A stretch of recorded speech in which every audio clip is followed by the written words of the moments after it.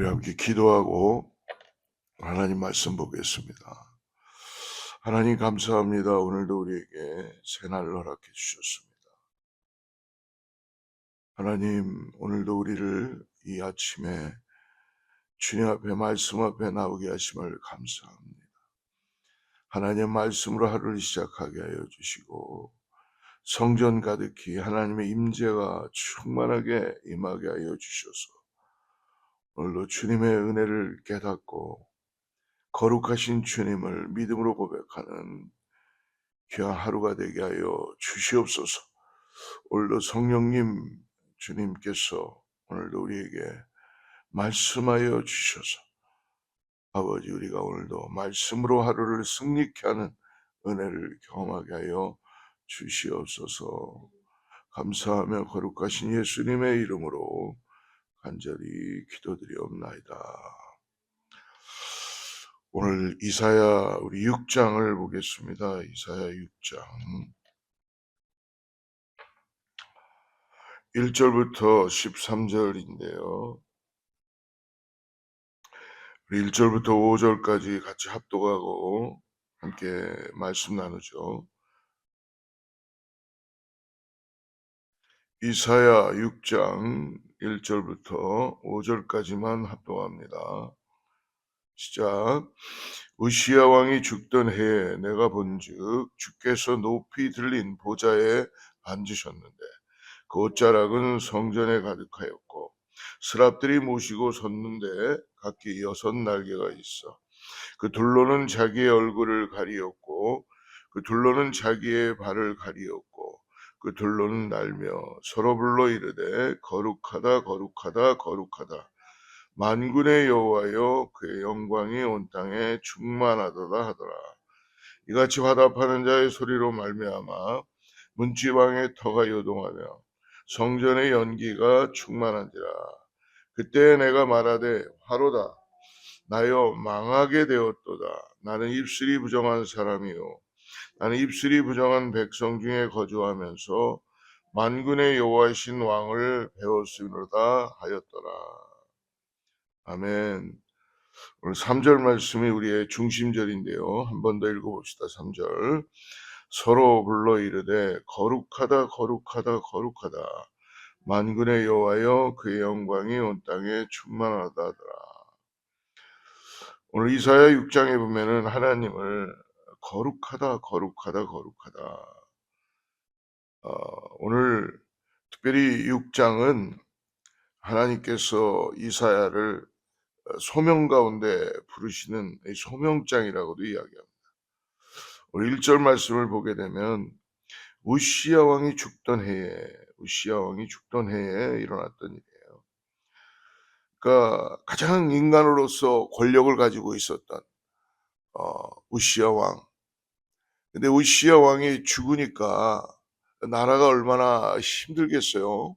지도자가 죽었잖아요. 그런데 사실 우시야는 다윗과 솔로몬 시대처럼 어떻게 보면 남유다의 황금기를 가져온 유다의 10대 왕이었습니다. 무려 52년간을 통치했던 왕이었는데요. 마지막에 하나님을 잘 섬기고 초기의 업적은 참 굉장히 잘 했어요.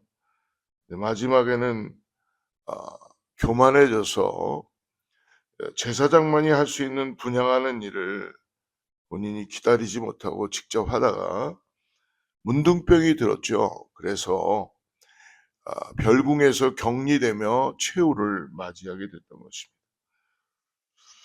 훌륭한 지도자가 죽고 나면 나라가 혼란 가운데 빠지겠죠.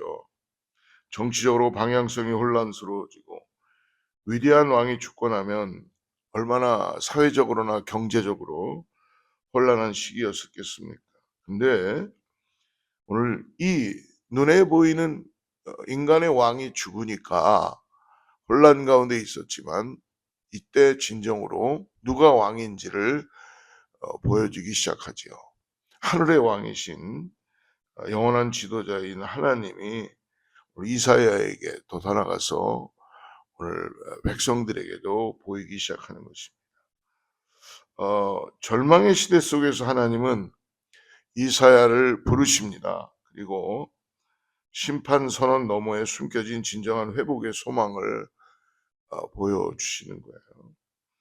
그래서 오늘 우시야 왕이 죽던 해에 내가 본즉 1절에 주께서 높이 들린 보좌에 앉으셨는데 그의 옷자락은 성전에 가득하였고, 그러니까 이사야가 어떤 연고인지는 모르지만 성전에서 기도하고 있었던 것 같아요. 그런데 그때 그의 환상 가운데 보좌에 높이 앉아 계신 하나님을 뵙게 되죠. 근데 그의 옷자락은 성전에 가득하였다. 그러니까 이 세상의 그 어떤 것보다도 이 옷자락은 권위를 나타내죠. 그래서 그때 시대에도 그 사람의 신분을 알려면은 옷의 색깔과 옷의 길이를 보게 됩니다. 하나님은 지금 성전 가득히 이 옷자락의 임재, 하나님의 임재가 세상을 덮고 있다는 것입니다. 52년간 유다를 안정적으로 다스렸던 우시야 왕의 죽음은 국가적인 위기이자 어떻게 보면은 불확실성의 시작이었지만, 하지만 여러분, 절망의 순간에 하나님이 보이기 시작하는 것이죠. 우리도 인생을 살면서 이제 다 끝난 것 같다, 내가 믿던 마치 우시야 왕 같은 그런 의지했던 모든 것이 다 사라지기 시작하고 절망의 순간이 됐을 때 비로소 여러분, 하나님의 함께 하심과 하나님이 나를 얼마만큼 사랑하셨는가, 하나님이 지금도 돌아오라라고 말씀해 주시는 그 진정한 왕이, 보좌에 앉아 계신 진정한 왕 하나님을 만나게 되는 거예요. 근데 천사들이 6장 3절에 보니까 서로 불러 이르되 거룩하다 거룩하다 거룩하다 만군의 여호와여 그의 영광이 온 땅에 충만하더라. 그러니까 스랍들, 즉 하나님을 섬겼던 천사들이에요. 근데 이들은 피조물이죠. 동일하게 피조물입니다. 근데 거룩하다 거룩하다 거룩하다, 이 천사들이 찬양하는 최상급의 거룩함과 그 영광은 성전 문지방을 흔들고 온 땅에 가득히 넘쳐 흐르게 된다는 거예요. 근데 이 스랍들이 오늘 보니까 2절에 보니까 스랍들이 모시고 섰는데 각기 6날개가 있다고 합니다. 그 둘로는 자기 얼굴을 가리었고, 그 둘로는 자기의 발을 가리었고, 그 둘로는 날며. 근데 여기에 보면은 얼굴을 가리었다라는 거는 하나님 앞에 감히, 피조물이니까요. 이 천사들도 피조물입니다. 하나님 앞에 감히 인간의 죄악된 모습을 보일 수가 없었죠. 그러니까 가장 가리고 싶은 것이 보니까 얼굴을 가린 거예요. 부끄럽고 어떻게 보면은 감히 내놓을 수 없는 이 천사들, 스랍들조차도 그러면서 하나님 곁에서 하나님을 보좌하고 있는 것입니다. 근데 여기 보니까 둘로는 또 자기의 발을 가리었다라는 것은, 우리가 때때로 정말 우리의 발을 생각하고 그렇게 설교도 많이 하지만 이 발이라는 것은 여러분, 사울 왕이 다윗을 막 쫓아서 가다가 여러분 정말 용변을 볼 일이 있어서 급해서 동굴로 들어간 일이 있었죠. 뭐 기억하실 겁니다. 그때에 그의 발을 그가 그렇게 감추면서 보여주었다라고. 즉 이 발은 인간의 가장 그런 어떤 부분을 가리고 있다는 것입니다. 또 돌아가서 그 둘로는 날며 계속 하나님 앞에 영광을 보이면서 거룩하다 거룩하다 거룩하다 만군의 여호와여 그의 영광이 온 땅에 충만하도다. 이제 하나님이 왕이신 것을 선포하고 하나님께서 이제 역사하는 것을 오늘 이사야가 보게 되는 겁니다. 이 거룩의 빛 앞에서 일어난 이제 회개와 정화가 시작되죠. 5절, 6장, 우리 이사야 6장 5절 같이 한번 읽어볼까요? 시작. 그때 내가 말하되 화로다 나여 망하게 되었도다. 나는 입술이 부정한 사람이요 나는 입술이 부정한 백성 중에 거주하면서 만군의 여호와이신 왕을 배웠을 가했더라. 화로다 나여 망하게 되었다. 나는 입술이 부정한 사람. 이사야가 아마 하나님의 임재를 경험하는 순간 성전 가득히 정말 그의 옷자락이 하나님의 옷자락이 높이 들린 보좌에 그의 옷자락이 성전에 가득한 그러한 것을 보면서 이사야는 이제 하나님을 봤기 때문에 죽을 수밖에 없는 자기의 존재를 생각하는 거죠. 더 나가서 보니까 나는 입술이 부정한 사람이요 또 나는 입술이 부정한 백성 중에 거주하면서 실제로 이것이 나중에 남유다 이스라엘 백성들이 회개하고 돌아와야 되는 그들의 모습을 이사야가 하나님 앞에서 지금 대신하여 고백하고 있는 것입니다. 화로다 나여 망하게 되었다. 화로다 나여. 나는 입술이 부정한 사람이에요. 사랑하는 여러분, 완전하신 하나님의 거룩한 빛을 직면했을 때 이사야가 느낀 것은 결국은 압도적인 거룩함 앞에 인간의 죄악성을 느끼는 거죠. 여러분, 우리도 매 주마다 예배 가운데 나올 때에 동일한 것입니다. 하나님의 거룩함, 우리가 하나님의 거룩함 앞에 우리가 무릎을 꿇을 수밖에 없습니다. 우리가 하나님 앞에 우리의 어떤 부끄러운 부분들을, 죄악된 모습들을 가릴 수밖에 없겠죠.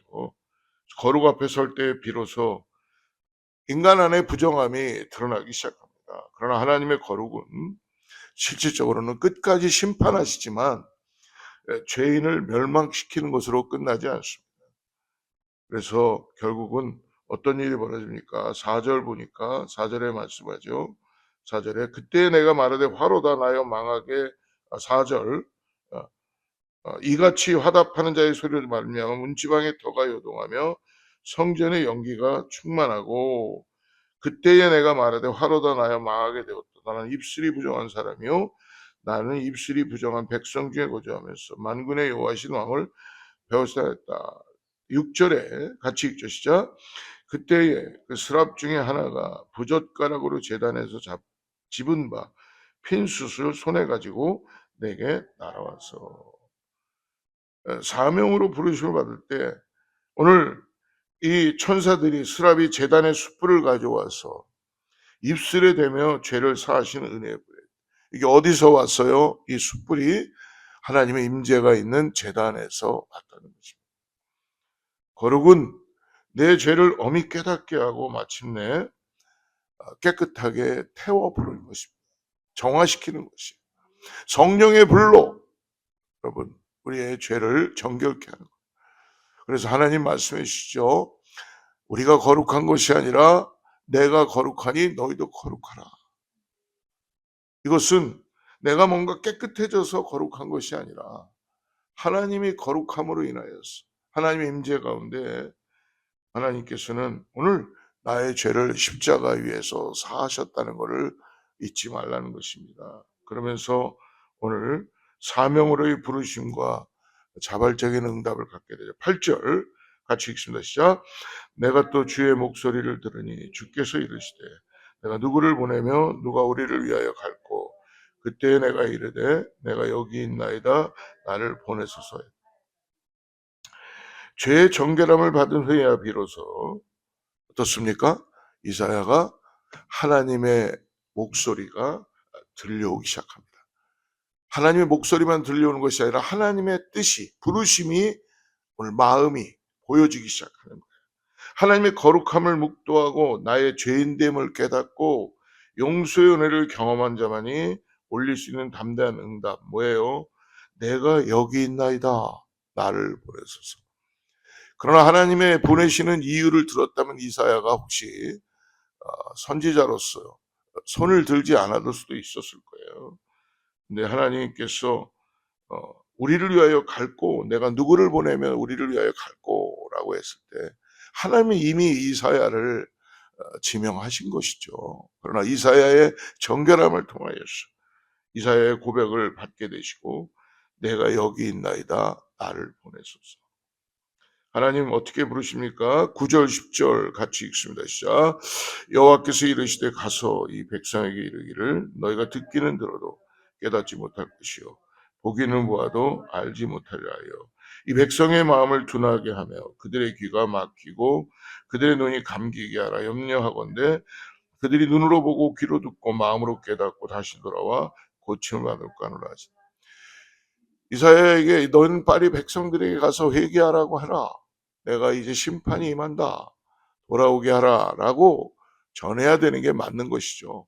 귀가 먹은 자가 귀를 뚫어줄 것이고 예를 들어서 진리를 모르는 자들에게 진리를 깨닫게 하는 눈이 열리게 해줄 것이고 어, 그리고 하나님의 입술을 통하여서 말을 하게 하는 그런 찬양을 할 수 있도록 그런 은혜를 전하라라고 하는 것이 일반적인 하나님의 보내심이 아니겠습니까?